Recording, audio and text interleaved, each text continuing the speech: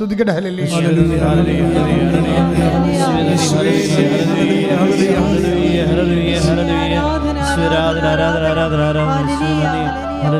നിയമാവർത്തനം 32:20. അവിടുന്ന് പറഞ്ഞു, അവരിൽ നിന്ന് എൻ്റെ മുഖം ഞാൻ മറയ്ക്കും. ചില ഉടമ്പടിക്കാരെ കുറിച്ച് പറഞ്ഞിരിക്കണം, കണ്ടല്ലേ? ചില ഉടമ്പടി ചെയ്ത ആൾക്കാരെ കുറിച്ച് പറയണത്. നിയമാവർത്തനം 32:20 എന്താ പറഞ്ഞിരിക്കണത്? അവരിൽ നിന്ന് എൻ്റെ മുഖം ഞാൻ മറയ്ക്കും. അവർക്ക് എന്ത് സംഭവിക്കുമെന്ന് എനിക്ക് കാണണം.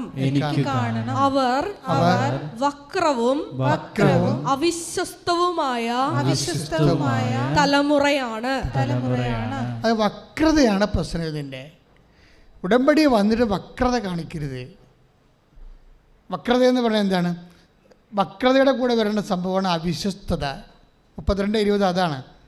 വക്രത കാണിക്കുന്നവർ അവിശ്വസ്തതയും കാണിക്കും. മനസ്സിലായി? വക്രത കാണിക്കുന്നവർ എന്ത് ചെയ്തും അവിശ്വസ്തത കാണിക്കും. അപ്പോൾ എന്താ വക്രത എന്ന് പറയണത്? കർത്താവിനോട് പറഞ്ഞിട്ടുള്ള കാര്യങ്ങളെ നമ്മൾ വെള്ളം ചേർത്ത് നമുക്ക് പറ്റുന്ന പരുവത്തിലേക്ക് അത് താഴ്ത്തി കൊണ്ടുവരും. ആ വക്രത എന്ന് പറയുന്നത്. പക്ഷേ മനസ്സിലായില്ലേ മക്കളെ? ശ്രദ്ധിക്കണേ, ഞാൻ നിങ്ങളെ വഴക്ക് പറയുകയല്ല, നിങ്ങൾ രക്ഷപ്പെടാൻ വേണ്ടി സംസാരിക്കുകയാണ്. കാര്യം ഈ കാലഘട്ടങ്ങളിൽ ദൈവം ഉടമ്പടി നൽകിയത് ഈ വിശുദ്ധ മന്ദിരത്തിലാണ്. അപ്പോൾ ദൈവം ഇവിടെ 24 മണിക്കൂറും കുടികൊള്ളുകയാണ്. 10,000-ങ്ങളാണ് ഓരോ മാസവും എന്തൊരു വിശുദ്ധ ജീവിതത്തിലേക്കും സാക്ഷ്യ ജീവിതത്തിലേക്കും വരണത്. പണ്ടൊക്കെ നിങ്ങൾക്കറിയാമല്ലോ, ഒരു ധ്യാനം കൂടിയാൽ എന്തെല്ലാം പാടാ. പിന്നെ നവീകരണ ധ്യാനം കഴിഞ്ഞാൽ പിന്നെ വളർച്ചാ ധ്യാനം കഴിഞ്ഞാൽ ആന്തരിക സൗഖ്യ ധ്യാനം കഴിഞ്ഞാൽ പ്രാർത്ഥന അനുഭവ ധ്യാനം വരദാനങ്ങളുടെ ധ്യാനം, അത് കഴിഞ്ഞ് കൗൺസിലിംഗ് കോഴ്സ് ശുശ്രൂഷ കോഴ്സ് കഴിയുമ്പോഴാണ് ഒരു മനുഷ്യൻ വല്ലതുമൊക്കെ ദൈവത്തിന് വേണ്ടി ചെയ്യാനുള്ള ബോധ്യം കിട്ടുന്നത്. ഇത് വേണ്ടല്ലേ? ഇപ്പം ഒരാഴ്ചക്കുള്ള ആളങ്ങടെ മാറുകയല്ലേ, ദൈവം മാറ്റുകയല്ലേ. കൈ അടിച്ച് കർത്താവ്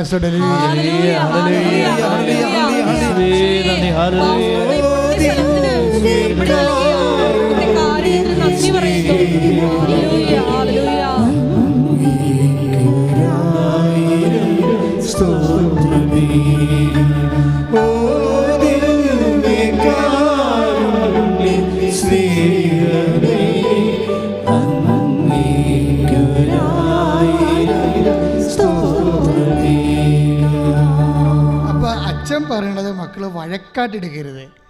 മറിച്ച് അബദ്ധങ്ങൾ നിങ്ങൾ സംഭവിക്കാതിരിക്കാൻ വേണ്ടി ഒന്നാമത്തേൽ നിങ്ങൾക്കറിയാമല്ലോ, ഞാനിങ്ങനെ വന്നൊരു വഴിയെന്ന് പറയണത് സത്യസന്ധമായൊരു വഴിയാണ്. പക്ഷേ അച്ഛനായ കാലം മുതൽ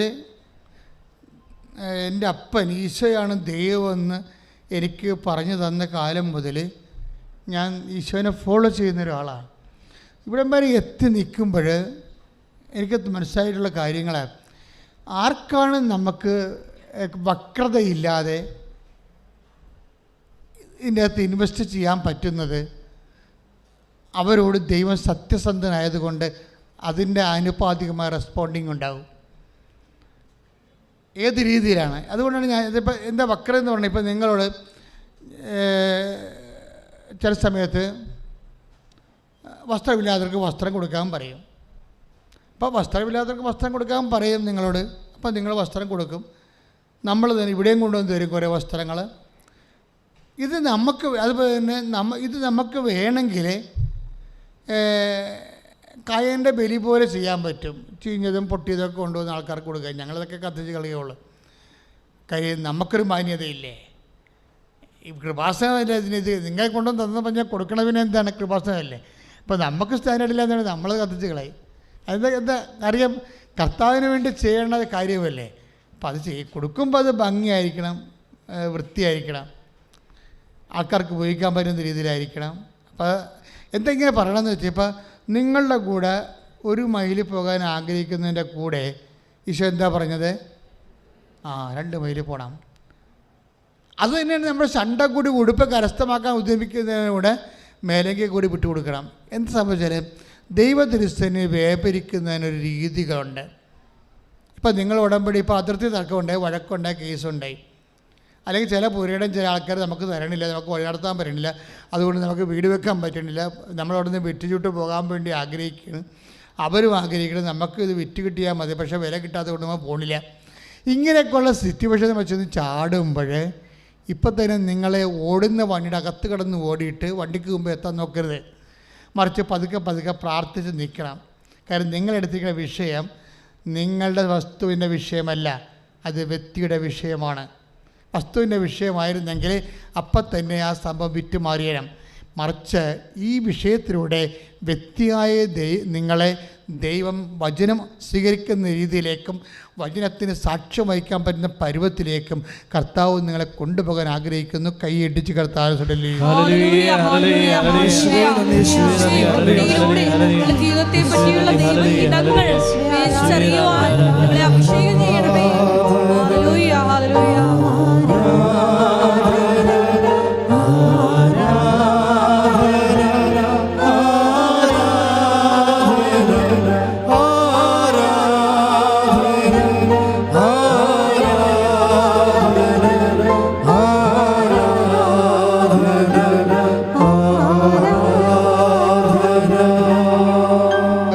പരമദിവ്യകാരുണ്യത്തിന്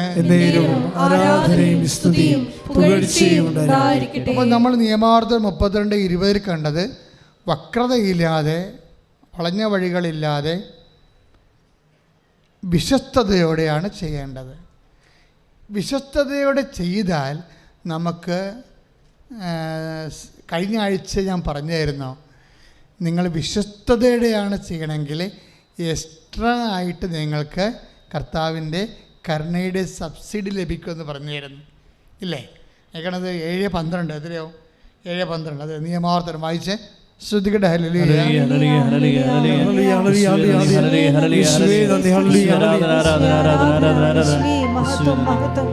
നിയമാവർത്തനം 7:12 നിങ്ങൾ ഈ നിയമങ്ങൾ കേൾക്കുകയും വിശ്വസ്തയോടെ പാലിക്കുകയും ചെയ്താൽ നിങ്ങളുടെ ദൈവമായ കർത്താവ് നിങ്ങളുടെ പിതാക്കന്മാരോട് ശപഥം ചെയ്തിട്ടുള്ള ഉടമ്പടിയും കരുണയും നിങ്ങളോടും പുലർത്തും.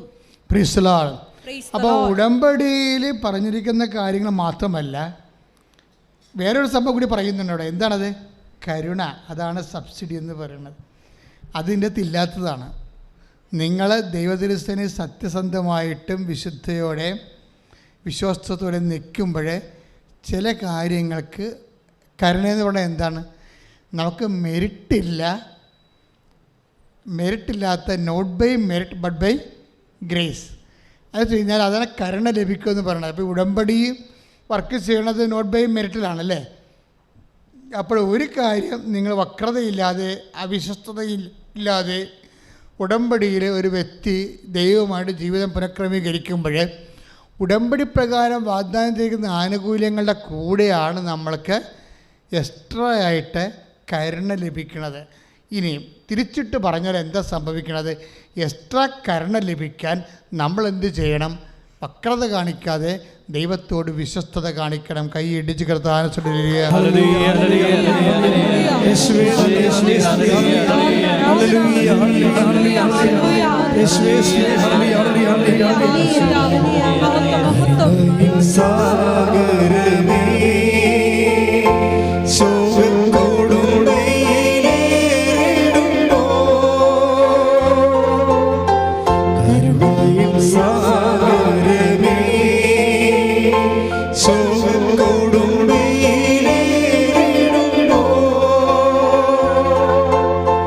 മേഘത്തിൻ താണ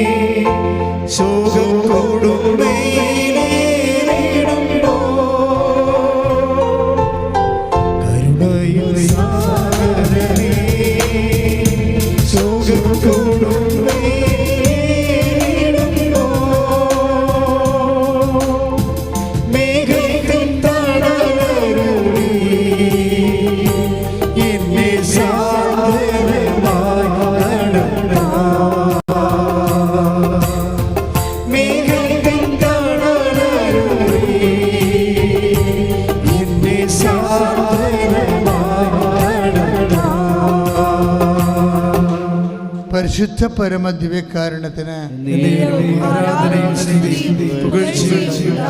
എൻ്റെ മക്കളെ, നമ്മളെ കേട്ടുകൊണ്ടിരിക്കുന്ന വചനം എന്താണ്? വക്രതയോ അവിശുദ്ധതയോ കാണിച്ചാൽ ഇത് പറ്റും, ഞാൻ എൻ്റെ മുഖം മറക്കുച്ച് കളയും.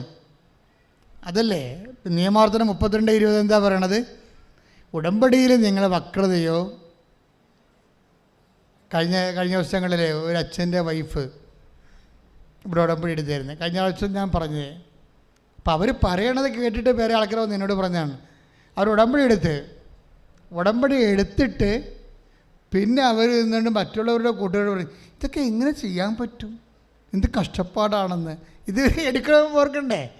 ദാറ്റ് മീൻസ് അവർ വക്രത കാണിക്കാൻ തീരുമാനിച്ചെന്ന് അർത്ഥം. നിങ്ങളിത് ദൈവദൃശ്യന് ചെയ്യുമ്പോൾ തന്നെ ചില ആൾക്കാരെ ദൈവത്തെ പറ്റിക്കാൻ തീരുമാനിച്ചെന്നർത്ഥം. അങ്ങനെ വന്നാൽ എന്താ സംഭവിക്കണത്? 32:20 വായിച്ച് ശ്രുതിക്കട്ടെ. അവിടുന്ന് പറഞ്ഞു, അവരിൽ നിന്ന് എൻ്റെ മുഖം ഞാൻ മറയ്ക്കും. നിങ്ങൾ വക്രത കാണിച്ചാൽ എന്ത് സംഭവിക്കും? 32:20 അവരിൽ നിന്ന് എൻ്റെ മുഖം ഞാൻ മറയ്ക്കും. അതാണ് പ്രശ്നം. കർത്താവിൻ്റെ മുഖം മറന്നു കഴിഞ്ഞാൽ അതിൻ്റെ അർത്ഥമെല്ലാം മനസ്സിലായ. കർത്താവിൻ്റെ മുഖം എന്ന് പറയുന്നത് നമ്മളെ ഒരു വ്യക്തിയുടെ സുരക്ഷിതത്വം എന്താണ്? ഇപ്പോൾ ഒരു കുഞ്ഞ് ഓടി നടന്ന് കളിക്കുകയാണ്, അമ്മ അവിടെ ഇരിപ്പുണ്ട്. അപ്പോഴേ അമ്മയുടെ കൺവട്ടത്താണ് കുഞ്ഞ് ഓടി നടന്ന് കളിക്കുന്നത്, അല്ലേ? അതാണ് കുഞ്ഞിൻ്റെ സുരക്ഷിതത്വം. ഇൻ കേസ് എവിടെയെങ്കിലും കാലുതെറ്റി വീണാലും അമ്മ ഓടിച്ചു നിൽക്കും.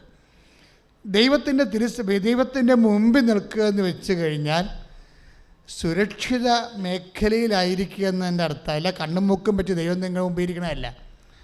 ദൈവത്തിൻ്റെ മുമ്പിൽ നിൽക്കുക. ഒരു വ്യക്തി ഉടമ്പടി വ്യക്തിയായിട്ട് ചെയ്യുന്നോ വിശ്വസ്തയോട് ചെയ്യുന്നതെന്ന് വെച്ച് കഴിഞ്ഞാൽ അവൻ ദൈവത്തിൻ്റെ മുമ്പിലാണ് എന്ന് വെച്ചാൽ അവനും അവളും സംരക്ഷണ വലയത്തിലാണ്. കൈയിടിച്ച് കർത്താണ് ശ്രീ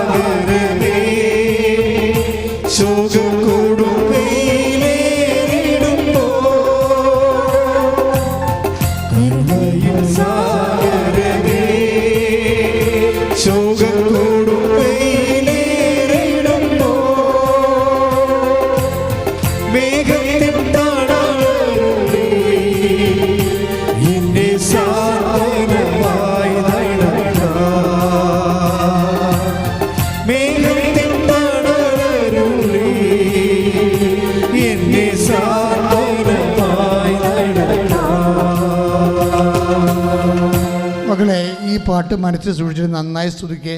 നിങ്ങൾ ദൈവം ബ്ലെസ് ചെയ്യുന്ന സമയമാണ്. അച്ഛൻ നിങ്ങൾക്ക് വേണ്ടി പ്രാർത്ഥിക്കാൻ തുടങ്ങുന്നു. അതിശക്തം കർത്താവേ, നിങ്ങളുടെ രോഗങ്ങൾ, നിങ്ങളുടെ വിഷമതകൾ, ഹൃദയത്തിൻ്റെ ഭാരങ്ങൾ, അടിപോലെ ഇരിക്കുന്ന ഹൃദയത്തിൻ്റെ അവസ്ഥകൾ എല്ലാം മാറ്റപ്പെടാൻ വേണ്ടി കർത്താവേ, നിൻ്റെ വിശുദ്ധ പൗരോഹിത്യത്തെ നീ മഹത്വപ്പെടുത്തി പ്രാർത്ഥിക്കുന്ന, സഭയിലുള്ള സാന്നിധ്യം പ്രകടമാക്കണം പ്രാർത്ഥിക്കുന്ന 36 വർഷം ഞാൻ അർപ്പിച്ച കൃപായുടെ യുഗതയാൽ കൃപാസാൽത്താരയിൽ ജീവനോടെ പ്രത്യക്ഷപ്പെട്ട മാതാവിന്റെ മാധ്യസ്ഥത്തിന് എല്ലാ ഭാരങ്ങളും, എല്ലാ ആശ്വാസങ്ങളും, എല്ലാ രോഗങ്ങളും യേശു നാമത്തിൽ മാറിപ്പോകട്ടെ. സ്തുതിക്കട്ടെ.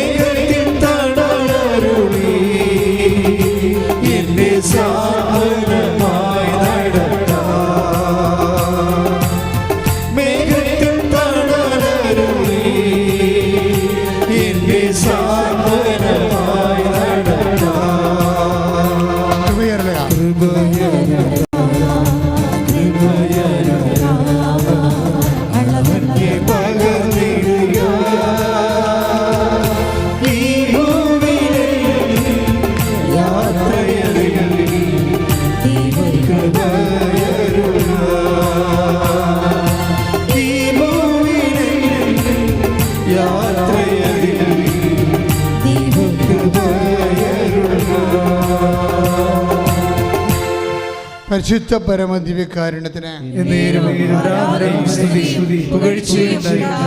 എൻ്റെ പ്രിയപ്പെട്ടവരെ, നമ്മളെ പരിശുദ്ധാത്മാവ് ഇപ്പം നമ്മളെ പഠിപ്പിച്ചുകൊണ്ടിരിക്കുന്നത് വക്രതയില്ലാതെ അവിശ്വസ്തതയില്ലാതെ നമ്മൾ ഉടമ്പടിയിൽ ആണ് ജീവിക്കണമെങ്കിൽ we are in front of Jesus.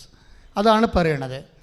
അത് നിങ്ങൾക്ക് വക്രത വന്നാൽ, ഉടമ്പടി അവിശ്വസ്തത വന്നാൽ, എൻ്റെ മുഖം നിങ്ങളുടെ മുമ്പിൽ നിന്ന് ഞാൻ മാറ്റിക്കളയെന്ന് പറഞ്ഞില്ലേ?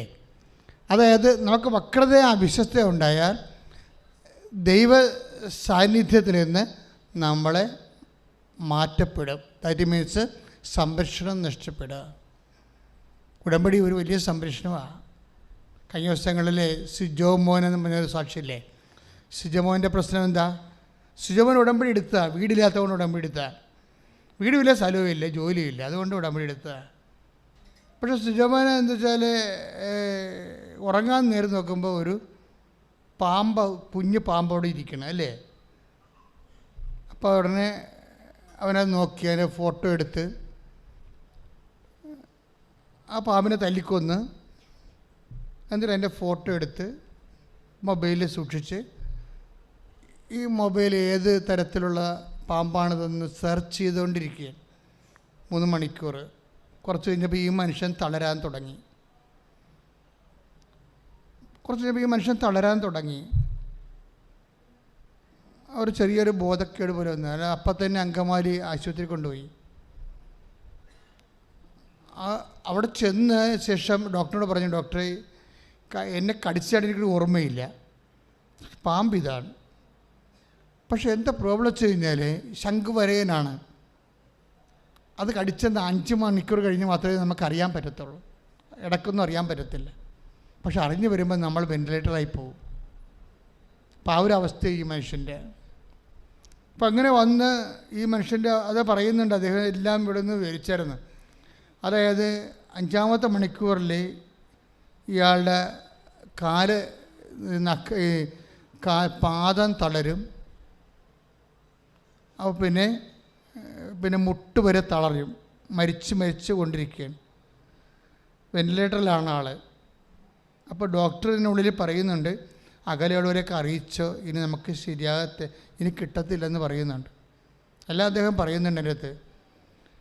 പിന്നെ ഇയാളുടെ അരക്കെട്ട് തളരും, പിന്നെ നെഞ്ച് തളരും, മരവിച്ച് പോവും. അവസാനം അദ്ദേഹം പറയുന്നത് കണ്ണ് മാത്രം ചിമ്മി കണ്ണും അടഞ്ഞു പോണ സമയത്ത് ആരോ ഓടിക്കൊണ്ടുവന്ന് ഉടമ്പടിക്ക് ആശ്രയം വീട്ടിൽ നിന്ന് കാറിൽ പാഞ്ഞ് എടുത്ത്, അപ്പോഴാണ് ഓർമ്മ വന്നത്. ഇവിടെ പാഞ്ഞ് കൊണ്ടുവന്ന് ഈ മനുഷ്യൻ്റെ വെൻറ്റിലേറ്ററിൽ കൊണ്ടുവന്നിട്ട് സിസ്റ്ററെ എത്രയും വേഗം വെക്കാൻ പറഞ്ഞ് കൊണ്ടുപോയി. സിസ്റ്റർ ഈ വെൻറ്റിലേറ്ററിൽ കയറി ഈ ഉടമ്പടിക്ക് ആശ്രയം അയാളുടെ മുതുകത്ത് വെച്ചോടുകൂടി പിന്നെ പെട്ടെന്നാണ് മരുന്ന് പിടിക്കാൻ തുടങ്ങിയത്. പിന്നെ ഇവിടെ ഈ മനുഷ്യന് ജീവൻ വെക്കുകയും ആ മരുന്ന് ബോഡി അതിന് അക്സെപ്റ്റ് ചെയ്യുകയും പെട്ടെന്ന് ഈ മനുഷ്യൻ ജീവനിലേക്ക് തിരിച്ചു വരികയും ചെയ്യണം. Praise the Lord. എന്താ പ്രശ്നം വെച്ച് കഴിഞ്ഞാൽ നിങ്ങൾ നോക്കിയേ, അതായത് ഈ മനുഷ്യൻ ഡെഡാണ്, മരിച്ചതുമാണ്, മരവിച്ചതുമാണ്. പക്ഷെ അമ്മ മാതാവ് നിങ്ങൾക്ക് ഞങ്ങളെ ഒരു നേർച്ച വസ്തുക്കളൊക്കെ തരുമ്പോഴേ നിങ്ങളോട് പറയുമ്പോൾ ചിലർക്കത് മനസ്സിലാവത്തില്ല. നിങ്ങൾ ഈ പള്ളികളിലൊക്കെ വെച്ച് പൈസ ഒക്കെ വെഞ്ചിരിക്കണ പോലുള്ള എന്ത് വെഞ്ചിരിപ്പാണെന്ന്. അങ്ങനെയല്ലേ സംഭവം. എന്തുകൊണ്ടാണ് നിങ്ങളത് കൈമാറ്റം ചെയ്യാൻ പാടില്ലെന്ന് പറയണത്? എന്തുകൊണ്ടാണ്? കൈമാറ്റം ആ വസ്തുവിലല്ല വിഷയം ഇരിക്കണത്. അതാരാണ് കൈകാര്യം ചെയ്യുന്നത്, ആ വ്യക്തിയിലാണ് വിഷയം ഇരിക്കുന്നത്. യേശു കർത്താവാണെന്ന് അത്തരം കൊണ്ട് ഏറ്റുപറയുകയും ദൈവം അവനെ മരിച്ചതെന്ന് ഏൽപ്പിച്ചെന്ന് ഹൃദയത്തിൽ വിശ്വസിക്കുകയും ചെയ്യുന്നവരാണ്. അതിലൂടെയാണ് ഈ പവർ ആക്ടിവേറ്റ് ആകുന്നത്. അതുകൊണ്ട് തന്നെയാണ് നിങ്ങളിങ്ങനെ ഒരു വ്യക്തിക്ക് ഇത് കൈമാറ്റം ചെയ്ത് കഴിഞ്ഞാൽ നിങ്ങളുടെ മകളായിരിക്കാം ചിലപ്പോൾ, അവൾ ചിലപ്പോൾ 2-3 പ്രേമബന്ധവും നാട്ടുകാരെ പറ്റിച്ചതും തേച്ചതുമായിട്ട് പാർട്ടിയായിരിക്കും. നിങ്ങളത് വർക്ക് ചെയ്തിട്ടില്ല. അവൾക്ക് കുമ്പസാരില്ലാത്ത അവൾ പാർട്ടിയായിരിക്കും. നിങ്ങളവൾ കാനഡയിലെ മണ്ണാങ്കടക്ക് പോകണമെന്ന് പറഞ്ഞാൽ നിങ്ങൾ നെടുമ്പാശ്ശേരി മകളെ കെട്ടിപ്പിടിച്ചിട്ട് കരഞ്ഞിട്ട് കാശ് കൊടുത്തിട്ട് കാര്യമില്ല. അവളോട് മര്യാദക്ക് ദൈവത്തെ മറന്ന് ജീവിക്കാതിരിക്കാൻ പറയണം. നിങ്ങൾ ആ ബാധ്യത നിങ്ങൾക്കുണ്ടേ. നിങ്ങൾ പറയുമോ? നിങ്ങൾ പറയത്തില്ല. ഇനി എങ്ങനെ അവളെ വിഷമിപ്പിച്ച് വിട്ടാൽ എന്ത് ചെയ്യും? അവൾക്ക് നമ്മുടെ കൈയും കാലും വിട്ട് കണ്ണെത്താത്ത ദൂരത്ത് പോയിക്കല്ലേ. അവളെ വിഷമിപ്പിച്ച് വിട്ടാൽ എന്ത് ചെയ്യും? നിങ്ങൾ മനുഷ്യരെക്കാൾ ദൈവത്തെക്കാൾ ഉപരി മക്കളുടെ സമാധാനമാണ് നിങ്ങൾ ഉദ്ദേശിക്കുന്നുണ്ടെങ്കിൽ നിങ്ങൾക്ക് മക്കളെയും നഷ്ടപ്പെടും, ദൈവത്തെ നഷ്ടപ്പെടും. അപ്പോൾ അമ്മയെന്ന രീതിയിൽ നിങ്ങൾക്കറിയാമല്ലോ, ഇപ്പം ഞാൻ അച്ഛനാണ്. അപ്പം ഞാൻ അച്ഛനും തന്നെയാണ് പറയണത്, അല്ല വേറെ ഒരാളത്തിൽ ഞാൻ അച്ഛൻ പറയാം എന്നാ പറയണത്. എന്താ കാര്യം? എനിക്ക് ബോധമുണ്ട് ഞാൻ അച്ഛനാണെന്നുള്ളതിനെക്കുറിച്ച് ബോധമുണ്ട്. അതൊരു വരപ്രസാദമാണ്, അതൊരു അധികാരമാണ്. അതെൻ്റെ കർത്താവ് എനിക്ക് പട്ടത്തിലൂടെ തന്നതാണ്. ഞാനൊരു മനുഷ്യനോട് കർത്താവിൻ്റെ നാമത്തിൽ നീ പോ, നിനക്ക് ആശ്വാസം ഉണ്ടാവും, നീ തിരിച്ചു വരും, നീ സാക്ഷ്യം പറയുമെന്ന് വെച്ചാൽ ഞാൻ ഒന്നും കണ്ടിട്ടല്ല പറയണത്, ഞാൻ എൻ്റെ കർത്താവിനെ കണ്ടിട്ടാണ് പറയണത്. അപ്പം ഞാൻ നിങ്ങൾ പോയി കഴിഞ്ഞ ശേഷം ഞാൻ പറയും, ഒന്നും കണ്ടിട്ടില്ല, നിന്നെ മാത്രമേ കണ്ടിട്ടുള്ളൂ, അവൻ തിരിച്ചു വരണം. നീ ഒരു അമ്മയാകുമ്പോൾ, നീ ഒരു അപ്പനാകുമ്പോൾ ദൈവം നിനക്ക് അതിൻ്റേതായിട്ടുള്ള കറസ്പോണ്ടിങ് ഗ്രേസ് തരും. അത് നിൻ്റെ മക്കൾക്ക് അഴിവിട്ട് പോകാതിരിക്കാൻ വേണ്ടി, ഉപ്പ് പോലെ പ്രവർത്തിക്കാൻ വേണ്ടി ദൈവത്തിൻ്റെ കൃപയാണ്. നീ ആ ഒരു ബോധമുണ്ടാകണം. പണ്ട് ഞാനൊരു സാക്ഷ്യം ഇവിടെ കേട്ടിട്ടുണ്ട്. അവർ സാക്ഷ്യം പറഞ്ഞ ഇതാണ്, അവരുടെ മകള് വേറെ ഒരുത്തനെ പ്രണയിച്ചു. അപ്പോൾ ഉടനെ ഈ അമ്മ അത് അറിഞ്ഞ ശേഷം അവൻ്റെ ഫോൺ നമ്പർ വിളിച്ചിട്ട് പറഞ്ഞേടാ, എൻ്റെ മകളെ കർത്താവിൻ്റെ ആൾക്കാർ ജ്ഞാനസ്ഥാനം സ്വീകരിച്ച ആളാണ്, നീ അത് സ്വീകരിച്ചിട്ടില്ല, അതുകൊണ്ട് തന്നെ എൻ്റെ മകളെ ദൈവം നിനക്ക് തരത്തില്ല, നീ നിൻ്റെ കാര്യം നോക്കിക്കൊള്ളാൻ പറഞ്ഞു. അതെന്താ കാര്യം? അധികാരമാണ്. പക്ഷേ ഇവർ വലിയ ചക്രം പീരമാണെന്ന് പറഞ്ഞിട്ട് കാര്യമില്ല. കർത്താവ് ഇടപെട്ട് ഒറ്റാഴ്ച കൊണ്ട് സഹായം പൊളിച്ചത് കഴിക്കോട്ടെ. അത് അധികാരമെന്ന് പറയുക. അമ്മമാർക്ക് അധികാരമുണ്ട്, അപ്പന്മാർക്ക് അധികാരമുണ്ട്. ദൈവം നിങ്ങളെ അമ്മയാക്കിയപ്പോഴേ, ദൈവം നിങ്ങളെ ഭാര്യയാക്കിയപ്പോഴേ, ദൈവം നിങ്ങളെ ഭർത്താവാക്കിയപ്പോഴേ ദൈവം നിങ്ങൾക്ക് നൽകുക അധികാരം. നിങ്ങൾ ദൈവത്തിന് വിനിയോഗിക്കാൻ തയ്യാറായാൽ ദൈവം ആരാണെന്ന് നിങ്ങൾ മാത്രമല്ല നിങ്ങളുടെ കുടുംബം അറിയും. കൈയടിച്ച് കർത്താവിലല്ലേ.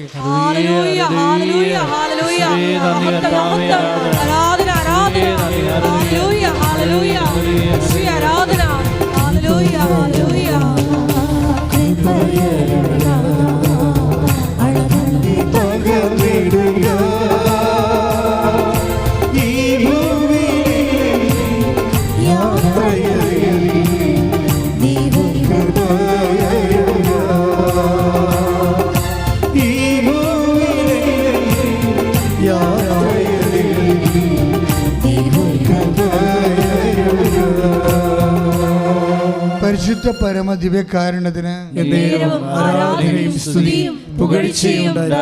ഇപ്പോൾ പരിശുദ്ധാത്മാവ് നമുക്ക് നൽകിക്കൊണ്ടിരിക്കുന്ന നോട്ട് എന്താ?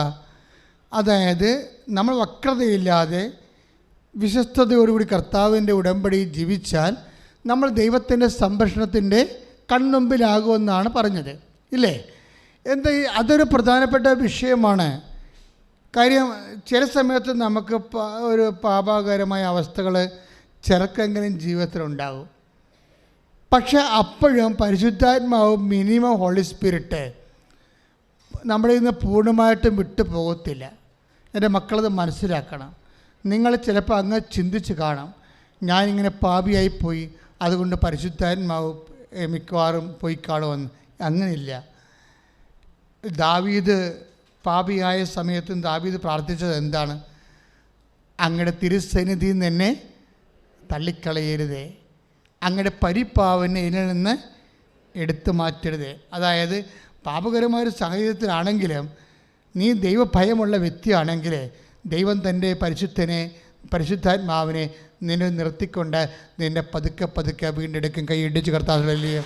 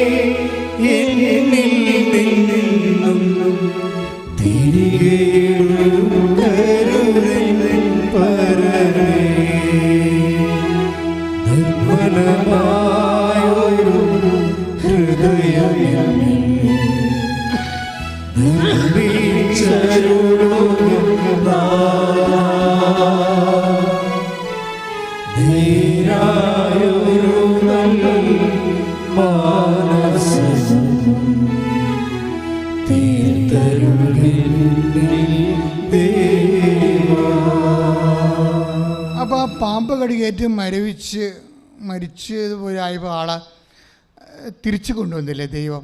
അതെന്താ? അതാണ് സംരക്ഷണം എന്ന് പറഞ്ഞത്, ഉടമ്പടിയുടെ സംരക്ഷണം.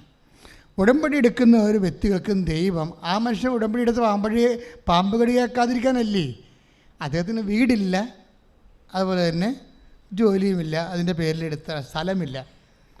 അതെല്ലാം എങ്ങനെ റീസെറ്റ് ചെയ്ത് നോക്കിയത്? നിങ്ങളെ സാക്ഷ്യം കേൾക്കണം കേട്ടോ. അതിൻ്റെ ഇടയ്ക്കാണ് ഇങ്ങനൊരു അപായം വന്നത്. പക്ഷേ അതിലും ദൈവം അവനെ സംരക്ഷിക്കും. അപ്പോൾ ഉടമ്പടി ഒരു സംരക്ഷണമാണ്. അപ്പം നമ്മൾ നാം വക്രതയില്ലാതെ വഞ്ചനയില്ലാതെയാണ് അത് വിശ്വസ്തയോടെ ചെയ്യണമെങ്കിൽ നമ്മൾ ദൈവത്തിൻ്റെ തിരുസന്നിധിയിലാണ്. കരുതുക, ദൈവത്തിൻ്റെ തിരുസന്നിധിയിൽ നിന്ന് വക്രത കാണിച്ചാൽ പരിഭ്രമം വരണത് അങ്ങനെയാണ്. ആൾക്കാർക്ക് പരിഭ്രമം വരികയില്ല. ജപ്തി നടപടി വരുമ്പോൾ പരിഭ്രമം വരും ഇല്ലേ? ഡോക്ടർമാർ പറഞ്ഞ് അത് ഹാർട്ടൊന്ന് ചെക്ക് ചെയ്തപ്പോൾ പരിഭ്രമമായിപ്പോയി. ഇതെങ്ങനെ പരിഭ്രമം വരണത്? ദൈവത്തിൻ്റെ തിരുസന്നിധിയിൽ നിന്ന് ആണ് നിങ്ങൾ നിൽക്കണമെങ്കിൽ പരിഭ്രമം ഉണ്ടാകത്തില്ല, അല്ലെങ്കിൽ പരിഭ്രമം ഉണ്ടാകും. അതാണ് വിഷയം. നമ്മുടെ സങ്കീർത്തനം 30:8, സങ്കീർത്തനം 30:8-9. ശ്രുതിക്കട്ടെ ഹല്ലേലൂയ.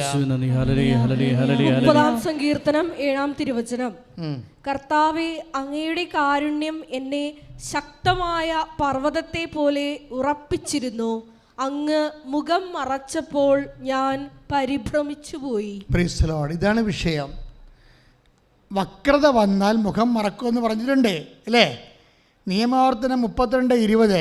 വക്രത കാണിച്ചാൽ, ഉടമ്പടിയിൽ വക്രത കാണിച്ചാൽ പിന്നെന്ത് പറ്റും?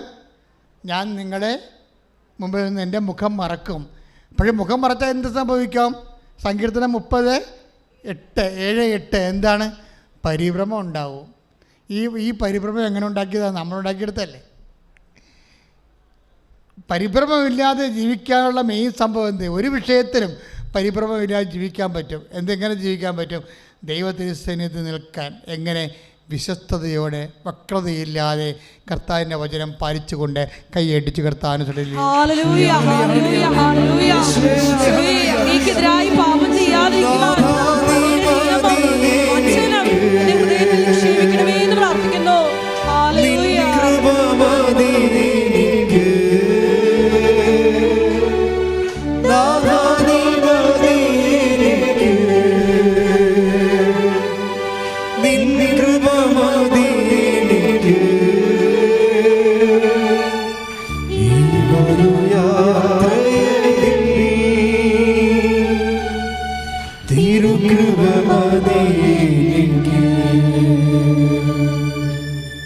പരിശുദ്ധ പരമദിവ്യകാരുണ്യത്തിന് പരിശുദ്ധ പരമദിവ്യകാരുണ്യത്തിന് പരിശുദ്ധ പരമദിവ്യകാരുണ്യത്തിന് ഒരു നിമിഷം മൗനമായി മുട്ടെന്നിക്കുക.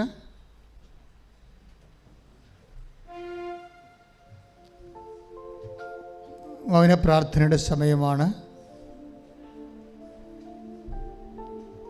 കെട്ടവചനങ്ങളെക്കുറിച്ച് ധ്യാനിച്ചുകൊണ്ട് വക്രതയില്ലാതെ വിശ്വസ്തയോടെ കറുത്ത തിരുസിന് വ്യാപരിക്കാൻ വേണ്ടിയുള്ള കൃപയ്ക്ക് വേണ്ടി പ്രാർത്ഥിച്ചുകൊണ്ട് സ്തുതിച്ചുകൊണ്ട് നിൽക്കട്ടെ. ശ്രുതിക്കട്ടെ ഹല്ലേലൂയ. Hallelujah hallelujah hallelujah.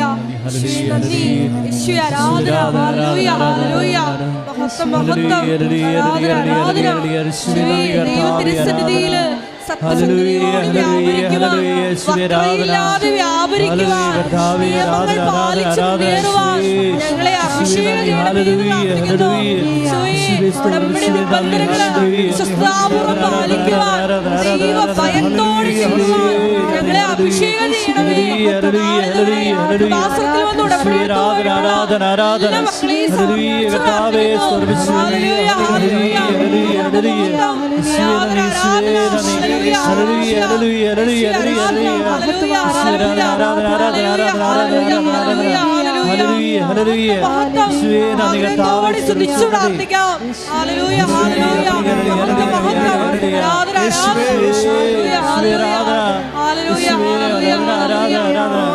മഹത്വം ആരാധന ആരാധന ഹല്ലേലൂയ ഹല്ലേലൂയ ഹല്ലേലൂയ തുറന്ന് സ്തുതിക്കാം ഹല്ലേലൂയ മഹത്വം ആലാപത്തോടെ പാടാം ഹല്ലേലൂയ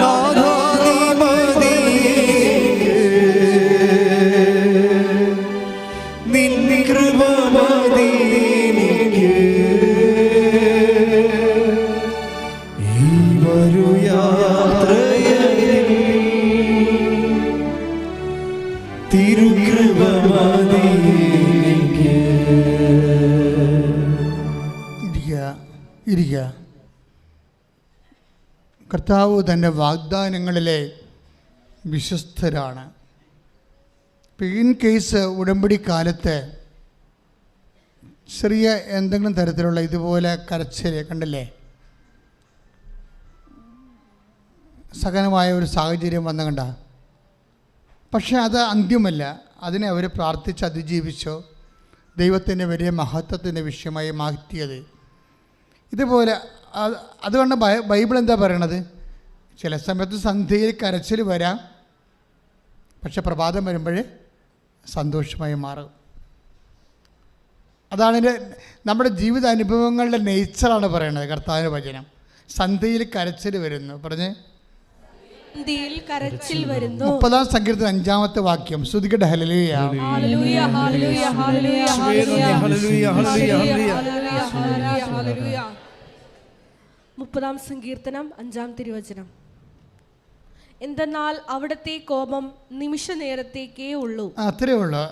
എന്തെന്ന് പറഞ്ഞ എന്തെന്നാൽ അവിടുത്തെ കോപം നിമിഷ നേരത്തേക്കേ ഉള്ളൂ.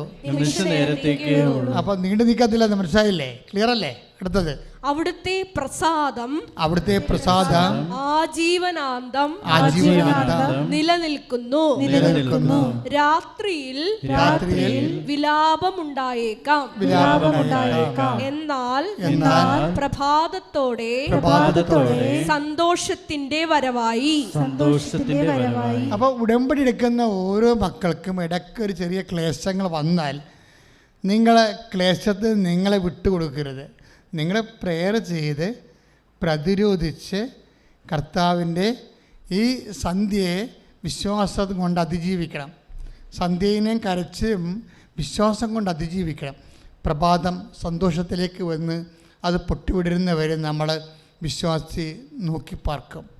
അതുകൊണ്ടാണ് പറയുന്നത് സന്ധ്യ, അതായത് പ്രഭാതമാകാൻ കാത്തിരിക്കുന്ന കാവൽക്കാരെ പോലെയാണ് ഓരോ വിശ്വാസിയും. പ്രഭാതമാകുമെന്ന് വൃത്തിയായിട്ട് നമുക്കറിയാം. അപ്പം അതിനുള്ളിലുണ്ടാകുന്ന രാത്രികളെ നമ്മൾ പഴിക്കത്തില്ല. അത് പ്രാർത്ഥനയുടെ വിഷയമാക്കി മാറ്റും. കൈയിടിച്ച് കർത്താവിനെ ശ്രദ്ധിക്കുക.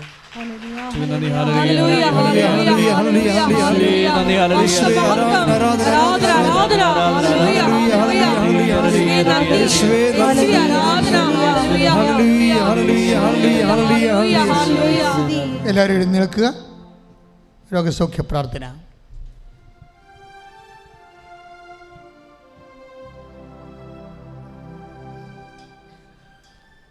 സന്തോഷത്തോടെ എഴുന്നേൽക്കുക.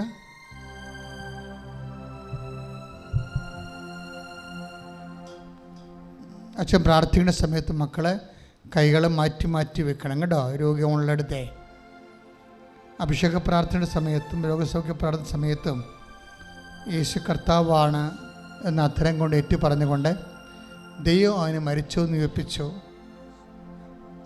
അങ്ങനെയാണ് ഏറ്റു പറഞ്ഞുകൊണ്ടിരിക്കേണ്ടത്. യേശു കർത്താവാണ് പറഞ്ഞേ. യേശു കർത്താവാണ്. ഞാൻ അധരം കൊണ്ട് ഏറ്റു പറയുന്നു. ദൈവം അവനെ മരിച്ചു ഉയർപ്പിച്ചെന്ന്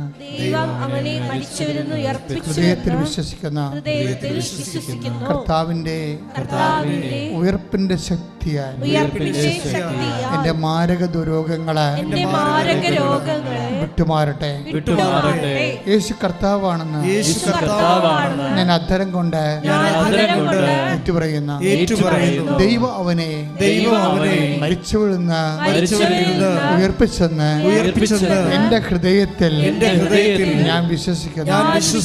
ആകയാൽ യേശുവിന്റെ നാമത്തിൽ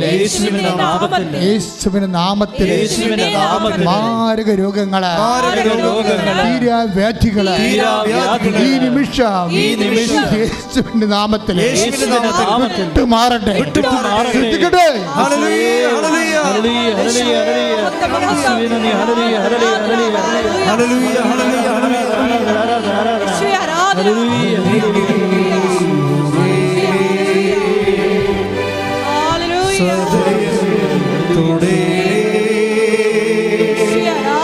സുഖമായി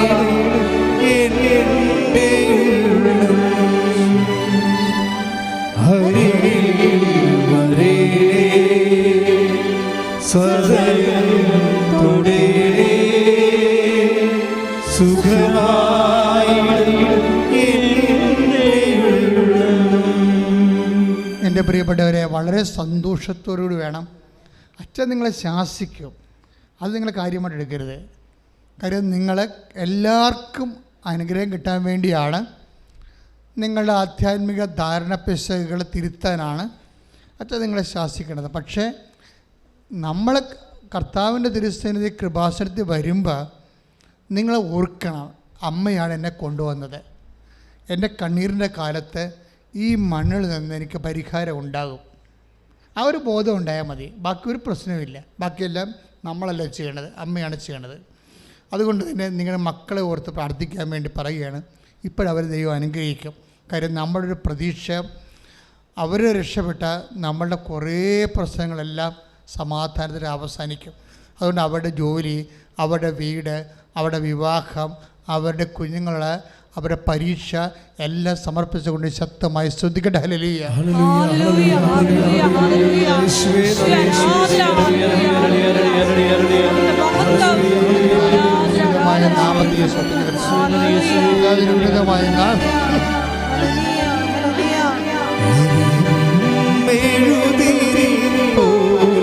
കർത്താവിനുമായ നാമത്തിൽ സഭയുടെ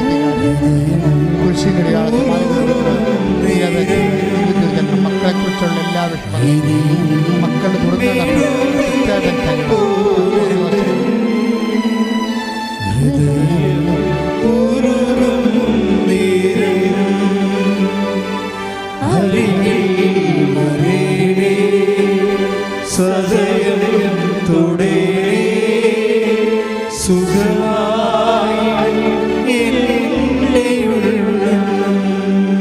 പരിശുദ്ധ പരമ ദിവ്യകാരുണ്യത്തിന് ആരാധനയും സ്തുതിയും പുകഴ്ചയും ഉണ്ടായിരിക്കട്ടെ. പരിശുദ്ധ പരമ ദിവ്യകാരുണ്യത്തിന് ആരാധനയും സ്തുതിയും പുകഴ്ചയും ഉണ്ടായിരിക്കട്ടെ. എൻ്റെ പ്രിയപ്പെട്ടവരെ, വീട്ടിലുള്ള രോഗികൾ, നിങ്ങളുടെ തന്നെ രോഗങ്ങൾ, ഉടമ്പടി വച്ചിരിക്കുന്ന രോഗങ്ങൾ, അതുമാരെല്ലാം കർത്താവിൻ്റെ വിശുദ്ധമായ രക്തം തളിക്കപ്പെടാൻ വേണ്ടിയും പൂർവാധികം ആരോഗ്യത്തിൽ വിടുതൽ പ്രാപിച്ചുകൊണ്ട് കർത്താവിന് സാക്ഷ്യം വഹിക്കാൻ വേണ്ടി ഇടിമുഴക്കം പോലെ ശ്രുതിക്കട്ടെ. ഹല്ലേലൂയ.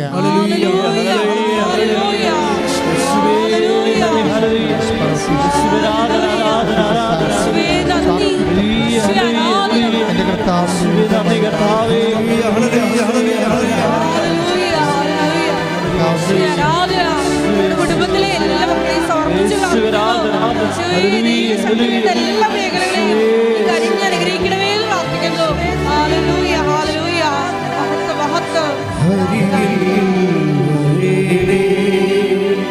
സദയത്തോടെ സുഖമായി പരിശുദ്ധ പരമ ദിവ്യകാരുണ്യത്തിന് എൻ്റെ പ്രിയപ്പെട്ട ജോലിയില്ലാത്തവരെ, അതുപോലെ തന്നെ സാമ്പത്തികമായ ബാധ്യതയുള്ളവരെ, വീടില്ലാത്തവർ, വഴിയില്ലാത്തവർ, സർവീസ് പ്രോബ്ലംസ് ഉള്ളവരെ, കുടുംബ സമാധാനം ഇല്ലാത്തവർ, കുടുംബം വൈവാഹിക ബന്ധം പിരിയാൻ പോകുന്നവർ, കേസിലകപ്പെട്ടിരിക്കുന്നവർ, വ്യത്യസ്തങ്ങളായ വിഷയങ്ങളിൽ ഉടമ്പടി വച്ചിരിക്കുന്ന വിഷയങ്ങളുടെ മേലിൽ ദൈവിക വിടുതൽ സംഭവിക്കാൻ പരിശുദ്ധയുടെ മധ്യസ്ഥ യേശുനാമത്തിൽ ശ്രദ്ധിക്കട്ടെ. ഹല്ലേലൂയ. Hallelujah, hallelujah. എല്ലാ ഉടമ്പടി വിഷയങ്ങളെയും ഏറ്റെടുക്കണമേ എന്ന് പ്രാർത്ഥിക്കുന്നു. പ്രാർത്ഥിക്കുന്നു. Hallelujah, hallelujah. ഈശോയെ, ഞങ്ങളെ ഓരോരുത്തരെയും രക്ഷകരുടെ സാക്ഷികളായി ഉയർത്തണമേ പ്രാർത്ഥിക്കുന്നു. Hallelujah, hallelujah. മഹത്വം, ആരാധന, ആരാധന. Hallelujah, hallelujah. ഈശോയെ, ആരാധന. Hallelujah, hallelujah. മഹത്വം, മഹത്വം. ആരാധന, ആരാധന. Hallelujah, hallelujah. മുട്ടേ നിൽക്കുക.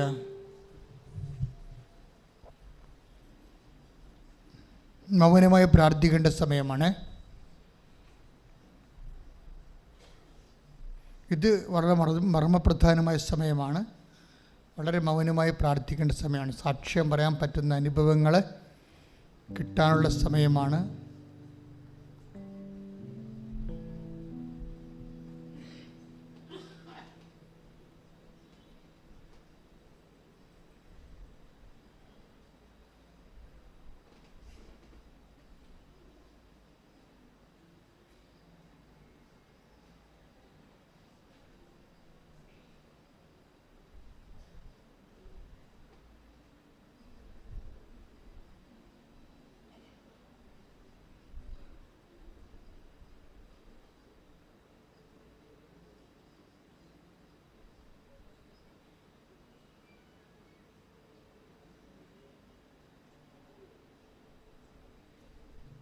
ഇരിക്കുക.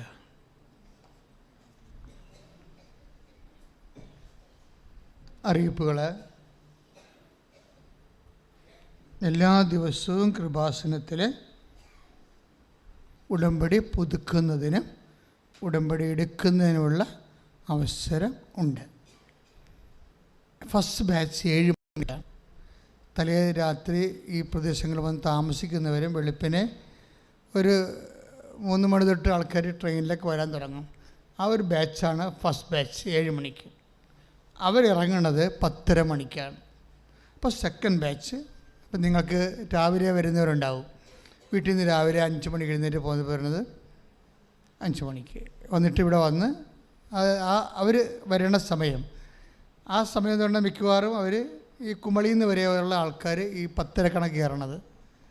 അവർക്ക് 10:30 നല്ല ടൈം. കാര്യം അവർ 2:30 ഇവിടുന്ന് അവർക്ക് തിരിച്ചു പോകാൻ പറ്റും. ഇപ്പോൾ രാത്രി 9 മണിക്ക് മുമ്പ് അവർക്ക് വീട്ടിലെത്താൻ പറ്റും. അതാണ് ടൈം എന്ന് പറയുന്നത്. അപ്പം അങ്ങനെ അകലെയുള്ളവർ ഈ എറണാകുളം കോട്ടയം അല്ലാത്തവരെല്ലാം 10:30 ബാച്ചാണ് നിങ്ങൾക്ക് നല്ലത്. 10:30 ബാച്ച്, 10:30, 10:45 ആ ടൈപ്പ് ആ സമയത്ത് കയറണം. അപ്പോൾ അത് പിന്നെ തേർഡ് ബാച്ച് ഉണ്ട്. തേർഡ് ബാച്ച് ഒരു 2 മണിയാകുമ്പോൾ തുടങ്ങും. 2 മണിയാകുമ്പോൾ തുടങ്ങും. അത് എനിക്കണത് അത് ഈ എറണാകുളം, കോട്ടയം, കൊല്ലം ഒക്കെ എനിക്കണത് നിങ്ങൾക്ക് വരാൻ നല്ലത് 2 മണിക്കാണ്. കാര്യം നിങ്ങൾക്ക് സന്ധ്യയ്ക്ക് വീട്ടിലെത്താൻ പറ്റും.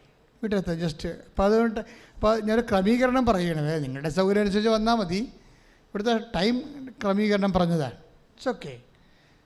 രണ്ടാമത്തെ അറിയിപ്പ്, ഞാനിവിടെ ഉള്ള ദിവസങ്ങളിലൊക്കെ അച്ഛൻ നിങ്ങളെല്ലാവരെയും കാണാം. ഞാൻ ഇന്നലെ 120-130 ആൾക്കാരെ കണ്ടത്. അപ്പം പിന്നെ ഒരു പരിപാടിയുള്ളത്, നിങ്ങളൊന്ന് വിളിച്ച് ചോദിക്കണം. അത് വെറുതെ കണ്ണും തിരുമ്മിയും കണ്ട് പോരരുത്. ഇപ്പോൾ അച്ഛൻ ഉണ്ടോ ഇല്ലയെന്ന് വിളിച്ച് ചോദിക്കണം. അതിന് ആ ഉടമ്പടി എല്ലാം ഓക്കെ ആണെന്ന് നോക്കണം. അച്ഛൻ ഉണ്ടായിട്ട് കാര്യമില്ല. ഉടമ്പടി ഓക്കെ അല്ലെങ്കിൽ ഉടമ്പടി പുതുക്കിയതാണോ, ഇവിടെ ഗ്യാപ്പുണ്ടോ, അതെല്ലാം നോക്കും. അവിടെ 400-450 പേരെ രാവിലെ ക്യൂ നിൽക്കണത് അച്ഛനെ കാണാൻ. അപ്പോൾ അത് ഒരു ആവശ്യമില്ലാത്തൊരു കാര്യമാണ്. നിങ്ങളെന്തോ അച്ഛൻ്റെ അടുത്ത് വരുമ്പോൾ എന്തോ വലിയ സംഭവം നടക്കുമെന്നുള്ളൊരു ധാരണയിലാണ് അങ്ങനെ വന്ന് ക്യൂ നിൽക്കുന്നത്. അപ്പോൾ സ്വാഭാവികമായിട്ട് അതിൽ ദൈവം മഹത്വപ്പെടുമെന്ന് നമുക്കറിയത്തില്ല. അച്ഛനിങ്ങനെ ആൾ ദൈവമായിട്ട് ഇങ്ങനെ ആൾക്കാരെ വാഴിക്കണമെന്നല്ലാതെ ദൈവമഹത്വം അതിൻ്റെ അകത്ത് ഉണ്ടായിരുന്നില്ലെങ്കിൽ നിങ്ങൾക്കും കേടാണ്, സ്ഥാപനത്തിനും കേടാണ്. അപ്പോൾ അതിന് അമിത പ്രാധാന്യം കൊടുക്കരുത്. മറിച്ച് നിങ്ങളുടെ ഉടമ്പടി പക്കയാണ്. ഉടമ്പടി വൃത്തിമേനമായിട്ട് എടുക്കണമെന്ന് ദൈവത്തിന് തോന്നിയാൽ ഉടമ്പടി എടുക്കാൻ നിങ്ങൾ തീരുമാനിക്കുമ്പോൾ തന്നെ ദൈവം അനുഗ്രഹിക്കാൻ തുടങ്ങും. ഈ അച്ഛനെ കാണണമെന്ന് ഡിസൈനിൽ പറയുന്ന ആൾക്കാർ ഉടമ്പടി ഉഴപ്പാൻ ആദ്യമേ തീരുമാനിക്കുന്ന ആൾക്കാരാണ്. 50% പേരും അച്ഛനെ കാണണമെന്ന് ഇടിവെക്കണം. അതിൻ്റെ അകത്ത് 50% പേരും ഉടമ്പടി എടുത്താൽ ഉഴപ്പാൻ തീരുമാനിച്ചിരിക്കുന്ന ആൾക്കാരാണ്. അതാണ് വിഷയം. അത് ഞങ്ങൾക്കറിയാം. ഞാൻ ഈ ഇതിലിവിടെ ഇരിക്കുന്ന കാരണം എനിക്ക് എത്രയോ വർഷമായിട്ട് എക്സ്പീരിയൻസ് ഉണ്ട്.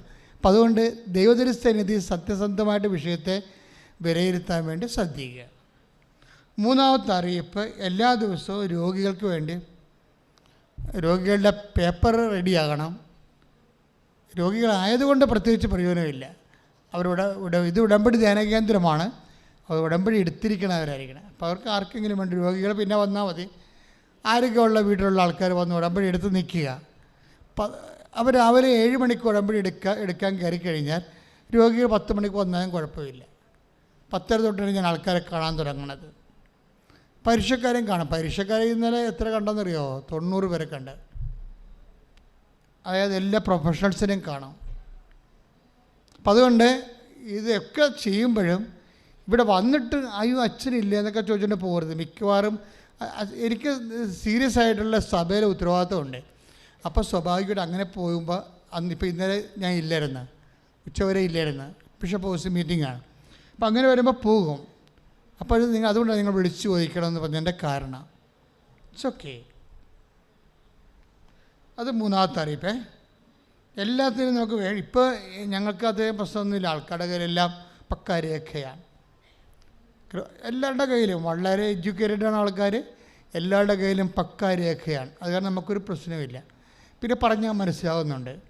ഇപ്പോൾ നിങ്ങൾ സാരമില്ല, അടുത്ത ആഴ്ച കാണാം, ഇത്തിരി പ്രശ്നമുണ്ട്, ഇത്രയല്ലേ ഉള്ളു, നിൽക്ക് എന്ന് പറഞ്ഞൊരു ചീട്ട് ഒരു സൈൻ ചെയ്ത് തരും, അടുത്ത ആഴ്ച കാണാമെന്ന് പറഞ്ഞാൽ ആൾക്കാർ ഓക്കെയാണ്. പ്രശ്നങ്ങളൊന്നുമില്ല. പണ്ടായിരുന്നു ഭയങ്കര സങ്കടവും വിഷമമൊക്കെ. ഇപ്പോൾ ഒന്നും, ഇപ്പോൾ എല്ലാ ആൾക്കാർക്കും അറിയാൻ കാര്യങ്ങൾ. പിന്നെ സാക്ഷ്യങ്ങൾ അതുപോലെ എല്ലാ ദിവസവും സാക്ഷ്യമുണ്ടല്ലോ. അപ്പോൾ അതുകൊണ്ട് സാക്ഷ്യം എത്രയും വേഗം പറയാൻ വേണ്ടി നോക്കാം. കാര്യം ഞാൻ നിങ്ങൾക്ക് മെസ്സേജ് എടുക്കേണ്ട ഒരു അവസ്ഥ വന്നാൽ ഞാൻ ഉടനെ ചോദിക്കണത് സാക്ഷ്യം പറഞ്ഞാണെന്നേ ചോദിക്കത്തുള്ളൂ. എനിക്ക് എന്താ സാക്ഷ്യം നിങ്ങളെ ഭീഷണിപ്പെടുത്തുകയല്ലേ, എനിക്ക് എളുപ്പമായിരിക്കും. കാര്യം കർത്താവ് നിങ്ങൾ ഇടപെട്ടല്ലോ. കർത്താവ് ഇടപെട്ട കേസാണെങ്കിൽ ഇപ്പോൾ നമുക്ക് എളുപ്പമാണ് സാക്ഷ്യം, പെട്ടെന്ന് മെസ്സേജാവും. അപ്പം അതുകൊണ്ട് എൻ്റെ മക്കളെ കുറച്ചുകൂടി ഇതിനകത്ത് തെളിമയോടെ ഇൻവെസ്റ്റ് ചെയ്യാൻ നോക്കുക. സെക്കൻഡ് ക്വസ്റ്റ്യൻ, അമ്മയ്ക്കൊരു പ്രാർത്ഥനാ മുറി എൻ്റെ സ്വന്തം മുറി. തീർത്ഥാടകർക്ക്, വിദൂര തീർത്ഥാടകർക്കുള്ള ഒരു തീർത്ഥാടന സങ്കേതമാണ് ഈ അമ്മയ്ക്കൊരു പ്രാർത്ഥനാ മുറി എൻ്റെ സ്വന്തം മുറി. ഒത്തിരി പേര് മുറി ചെയ്യുന്നുണ്ട്.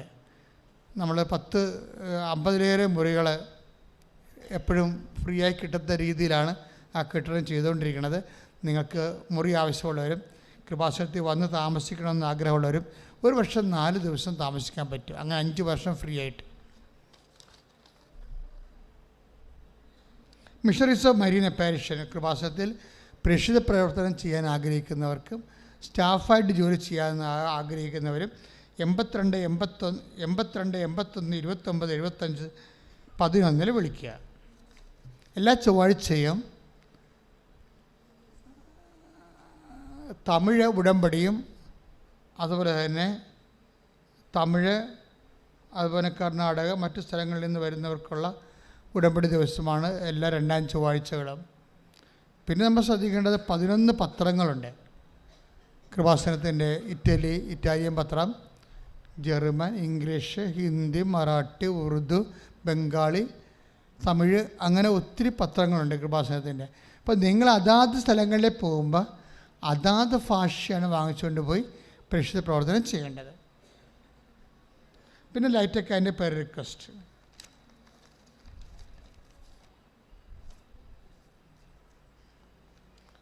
യൂട്യൂബ് സബ്സ്ക്രൈബ് ചെയ്യാനും ഷെയർ ചെയ്യാനും സാക്ഷ്യങ്ങൾ കൈമാറാനും പ്രാർത്ഥനാപൂർവ്വം ശ്രദ്ധിക്കേണ്ടതാണ്.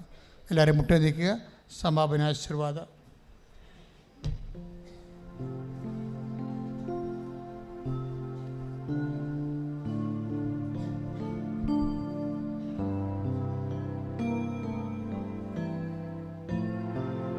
ഉടമ്പടി എടുത്തു പോയിട്ടുള്ള എല്ലാ മക്കളുടെയും ഉടമ്പടി വിഷയങ്ങൾ ഒരു നിമിഷം ദിവ്യകാരുണ്യ സന്നിധിയിൽ സമർപ്പിച്ച് നമുക്ക് പ്രാർത്ഥിക്കാം. അമ്മയുടെ പ്രത്യക്ഷീകരണത്തിൻ്റെ സാക്ഷികളായി ഞങ്ങളെ ഓരോരുത്തരെയും ഉയർത്തണമേ എന്ന് പ്രാർത്ഥിച്ചുകൊണ്ട് ശിരസ് നമിച്ച് നമുക്ക് ദിവ്യകാരുണ്യനാഥൻ്റെ ആശീർവാദം സ്വീകരിക്കാം.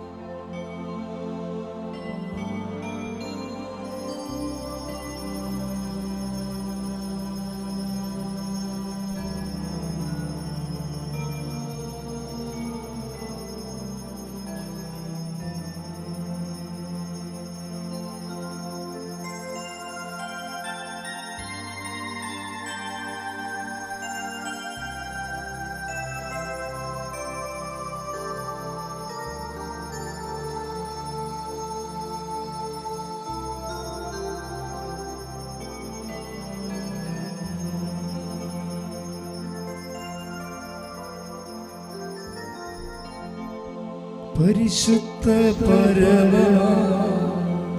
ദിവ്യകാരുണ്യമേ, എന്നുമെന്നും അങ്ങേക്കാരാധന. പരിശുദ്ധ പരമ ദിവ്യകാരുണ്യമേ, എന്നുമെന്നും അങ്ങേക്കാരാധന. പരിശുദ്ധ പരമ ദിവ്യകാരുണ്യമേ, എന്നുമെന്നും അങ്ങേക്കാരാധന.